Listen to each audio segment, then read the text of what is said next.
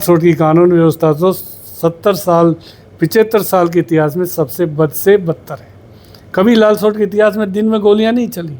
दिन में गोलियां चल के सराम गोलियां चली हो, आदमी मार दिए गए हो, फिर मुलजिम लालसोट से निकल गए हो। 5-5 थाने होने के बाद एक थाना था जब भी ठीक था, आज 5 थाने हैं तब भी गोलियां चलती हो लालसोट में।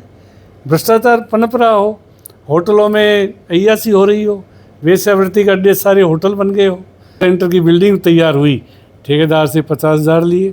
पीएससी की बिल्डिंग के इन्होंने 1 लाख रुपए लिए। ब्लॉक सीएम तो सफाई के ठेकों के पैसे लिए। 5-7 तो मेरे पास उदाहरण है, अगर कोई नाम पूछे कि बताओ किससे पैसे लिए, सबसे पैसा लेके काम किया था। और जो एक्शन ट्रेप हुआ उसके साथ एफआईआर में इसका भी नाम था, ब्लॉक सीएम तो पवन जैन का।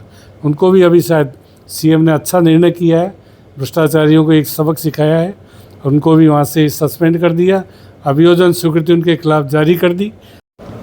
नमस्कार, हमारे साथ राजस्थान के पूर्व चिकित्सा मंत्री प्रसाद लाल जी मीणा मौजूद हैं। उनसे राजस्थान व देश के कई राजनीतिक मुद्दों को लेकर बातचीत करेंगे। सर, इस समय देश प्रदेश में कांग्रेस प्रदर्शन कर रही है, क्या मुद्दे हैं जिसको कांग्रेस पार्टी ने बीजेपी सरकार को घेर रखा है?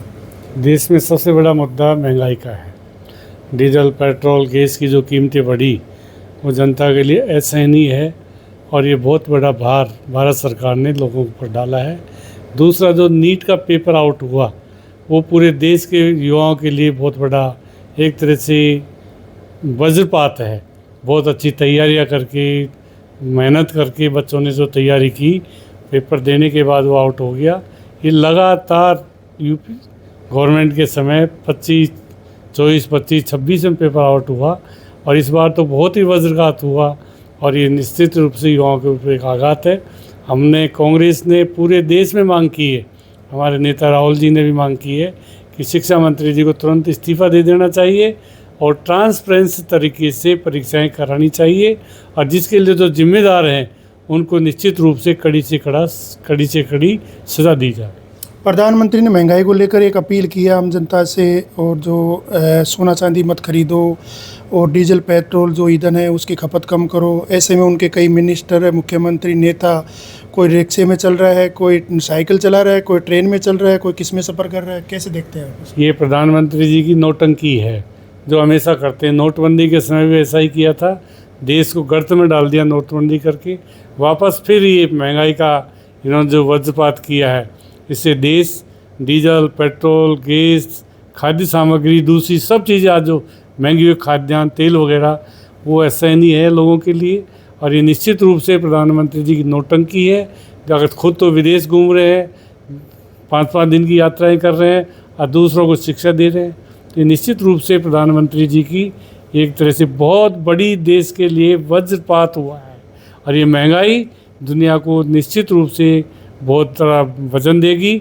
हमारी मांग है इस महंगाई को कम करने के लिए प्रधानमंत्री जी को सब चीज़ों पे रोक लगानी चाहिए।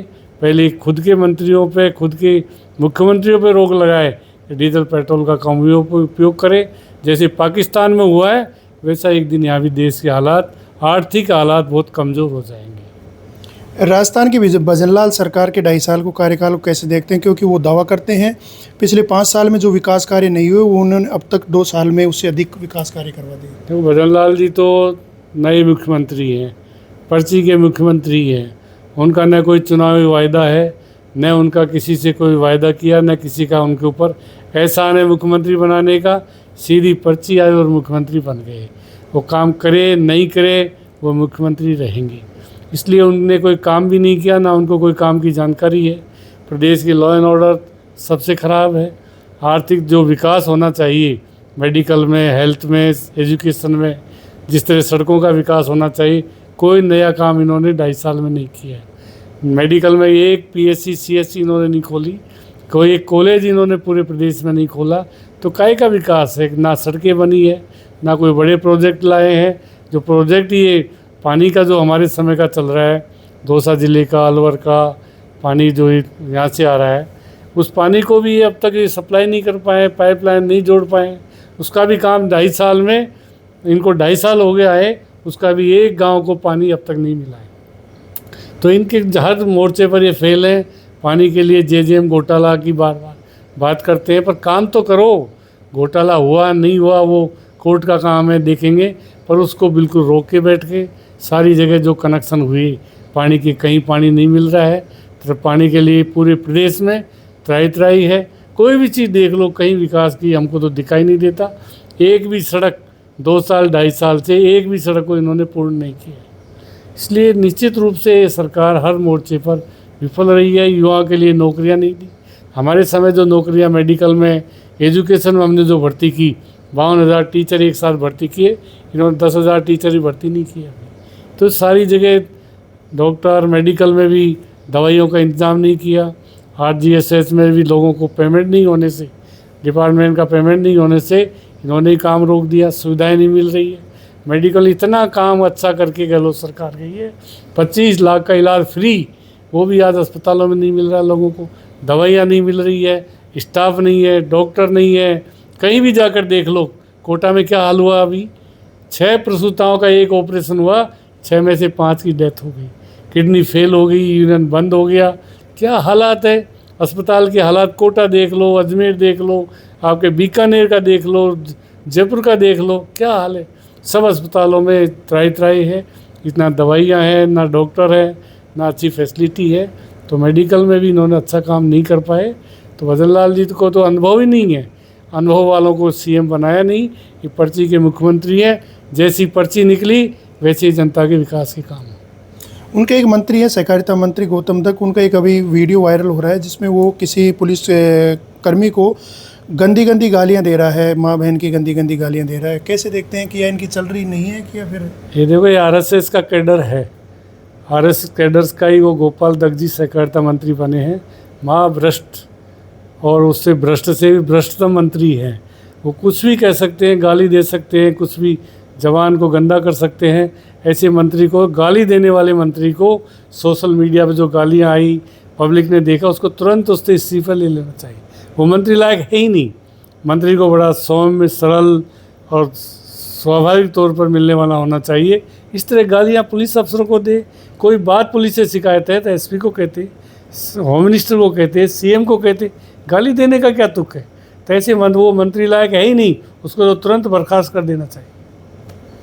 लालसोट के विकास कार्यों को कैसे देखते हैं, क्योंकि यहाँ विधायक दावा करते हैं कि उन्होंने जो विकास करवाए, मतलब पिछले 5 साल में विकास कार्य नहीं है, उससे अधिक विकास कार्य करवाए, जिसमें उन्होंने बड़े बड़े काम करवाने की बातें करते हैं। उसको कैसे देखो, ये दावे इन्होंने किए थे 2 साल में इतना काम कर दिया, 5 साल में नहीं हुआ। हम जब गए, पूरे हर पंचायत में जाके पूछा, भाई आपके गांव में क्या काम हुआ, हमको तो कहीं नहीं बताया कि हमारे गांव में कोई काम हुआ। हर जगह, हर पंचायत मुख्यालय पर गए, लोगों से पूछा, ईमानदारी से बताओ क्या काम हुआ, कोई काम नहीं हुआ। पहले के जो काम है, हॉस्पिटल के काम है, कॉलेज के काम, वही काम चल रहे हैं। पहले वाली सड़कों का काम पूरा नहीं हुआ, पपलाद माता का नहीं हुआ, डोब से पपलाद माता का काम पूरा नहीं हुआ। कौन सी सड़क का पहले वाले जो काम हमारे मंजूर थे, इस श्यामपुरा का काम भी अब मंजूर अब हुआ है। कॉलेज के काम अभी मंडावरी का नहीं हुआ, बगड़ी का नहीं, वही काम चल रहे हैं। हॉस्पिटल के हमारे टाइम के काम चल रहे हैं।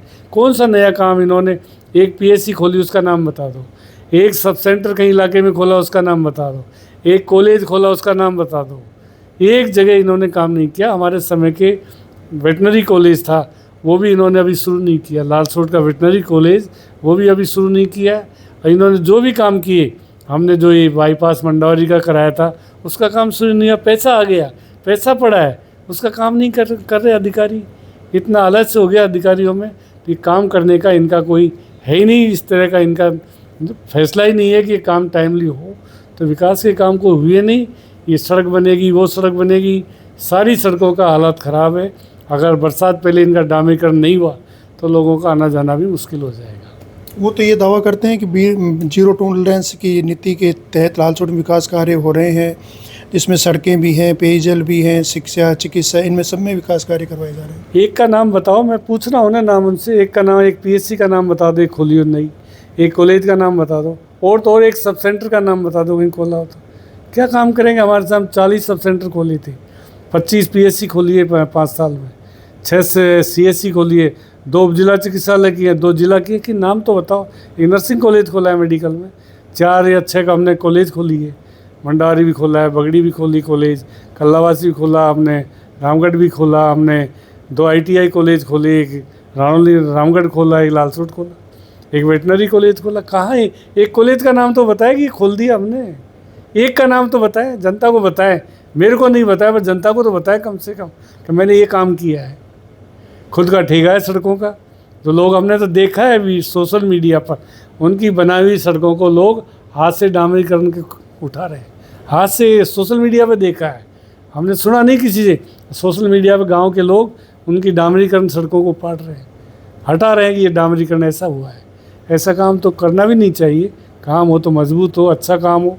हमने रामगढ़ में, लालसोट में, मंडारी में 100 करोड़ की तो हमने तीनों शहरों में सड़कें बनाई। 100 करोड़ की बात कर रहा हूँ मैं, उन्हें 2 करोड़ की नहीं बनाई होगी। हमारी सड़कों का आज लालसोट का, रामगढ़ का, मंडारी का, नगर पालिकाओं का कायाकल्प हो गया। लोग ढाणियों तक पक्की सड़कों से जाते हैं। आज कहाँ बनाया? कहीं तो डूंगरपुर में बनाई, केवल डूंगरपुर में बना दिया। वो अच्छा उसकी पीपली पातलवाल वाली सड़क को, पीपली पातलवाल कोलीवाड़ा सड़क को ये डूंगरपुर से कोलीवाड़ा ले गए, ये उपलब्धि हुई। इसके अलावा कोई उपलब्धि नहीं। खुद के 50-60 वो लग गए, पोली हाउस लगा लिए, ये उपलब्धि हुई खुद की। तो खुद को हरा दिख रहा है ना, तो उसको चारों तरफ हरा ही हरा दिखेगा। काम करना चाहिए। जनता ने इतना बड़ा जन समर्थन दिया है, उसके मुताबिक काम करना चाहिए। जनता की अपेक्षा है जनता को पहले तो भ्रष्टाचार मुक्त शासन देने का वायदा करे कि लालसोट में भ्रष्टाचार मुक्त शासन देंगे। इस बात की घोषणा करे कि भ्रष्टाचार कहीं नहीं होगा। अब जिस तरह की तहसीलदार की हालत हुई, मेरे ख्याल से लालसोट के इतिहास में इस तरह किसी तहसीलदार की बेइज्जती वकीलों ने नहीं की होगी। उसको बेइज्जती करके भगाया। क्यों नहीं इन्होंने ट्रांसफ़र करा दिया? फर्जी रजिस्ट्री होगी, फर्जी रजिस्ट्री कर दी। जिस तहसीलदार को इन्होंने 2 महीने तक बनाए रखा यहाँ पर, उसको पुलिस में FIR करानी पड़ी, उसको तहसीलदार को बचा लिया। नहीं, रजिस्ट्री करने वाला अधिकारी तो पहला मुलजिम वही होता है। आखिर वो बचेगा कहाँ तक? वो फाइल जब तक आएगी तो उस तहसीलदार को जेल जाना ही पड़ेगा उस केस में। उसको बचा लिया। क्यों बचाया? क्या इंटरेस्ट था विधायक का? अब वकीलों ने जब कहा उसको तुरंत हटा देना चाहिए। तो ये भ्रष्टाचार को जब तक हम मुक्त नहीं करेंगे, जब तक लोगों को सहज सुविधाएं नहीं मिलेगी, काम नहीं होगा। जनहित के काम जब ही होंगे जब हमारा प्रशासन भ्रष्टाचार मुक्त होगा। लालसोट के एक BCMO जो रहे थे डॉक्टर पवन जैन, उनको लेकर भी एक भ्रष्टाचार ACB में शिकायत दर्ज हुई है, उनके खिलाफ भी कार्रवाई की जा रही है। वो एक्शन जो था मेडिकल का, वो ट्रैप हुआ था और उस एडिशनल के साथ ये BCMO लालसोट पवन जैन भी था। पवन जैन को भी अभी हम 3 दिन पहले CM ने उसको भी सस्पेंड कर दिया। अभियोजन स्वीकृति उसके खिलाफ जारी कर दी। इन्होंने हर जो सब सेंटर की बिल्डिंग तैयार हुई ठेकेदार से 50,000 लिए। PSC की बिल्डिंग के इन्होंने 1 लाख रुपए लिए। ब्लॉक CM तो सफाई के ठेकों के पैसे लिए। 5-7 तो मेरे पास उदाहरण है, अगर कोई नाम पूछे कि बताओ किससे पैसे लिए, सबसे पैसा लेके काम किया था। और जो एक्शन ट्रेप हुआ उसके साथ FIR में इसका भी नाम था, ब्लॉक CM पवन जैन का। उनको भी अभी शायद CM ने अच्छा निर्णय किया है, भ्रष्टाचारियों को एक सबक सिखाया है और उनको भी वहाँ से सस्पेंड कर दिया। अभियोजन स्वीकृति उनके खिलाफ जारी कर दी और इनको निश्चित रूप से इन्होंने जो किया है कर्म, उसकी सज़ा कोर्ट निश्चित रूप से देगा। लालसोट की कानून व्यवस्था को कैसे देखते हैं? लालसोट की कानून व्यवस्था तो 75 साल के इतिहास में सबसे बद से बदतर है। कभी लालसोट के इतिहास में दिन में गोलियां नहीं चली। दिन में गोलियां चल के सराम गोलियां चली हो, आदमी मार दिए गए हो, फिर मुलजिम लालसोट से निकल गए हो। 5-5 थाने होने के बाद, एक थाना था जब भी ठीक था, आज 5 थाने हैं तब भी गोलियां चलती हो लालसोट में। भ्रष्टाचार पनप रहा हो, होटलों में अय्यासी हो रही हो, वेश्यावृत्ति के अड्डे सारे होटल बन गए हो। ये कैसी कानून व्यवस्था है?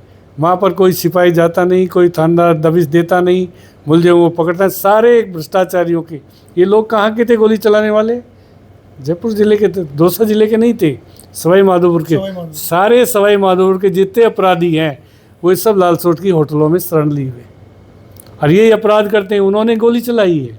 तो निश्चित रूप से इन होटलों पे पुलिस को निगाह रखनी चाहिए, सतर्कता रखनी चाहिए और जनता की जान माल की सुरक्षा के लिए 5 थाने होने के बाद, एडिशनल SP होने के बाद, डिप्टी का ऑफिस होने के बाद, यहाँ पर अगर लोगों की जान सुरक्षित नहीं है तो निश्चित रूप से कानून व्यवस्था पर प्रश्न चिन्ह लगता है। लालसोट के जो है उसको लेकर अभी एक शहरवासियों की शिकायत आई थी, उस पर एक चिंता भी व्यक्त की थी। उनका औचक निरीक्षण भी होता है जिसमें कार्मिक भी उनको अनुपस्थित मिलते हैं। तो लोगों ने ये कहा है कि यहाँ की जो सफाई व्यवस्था है उसको लेकर पूरी तरीके से हालत ख़राब हैं।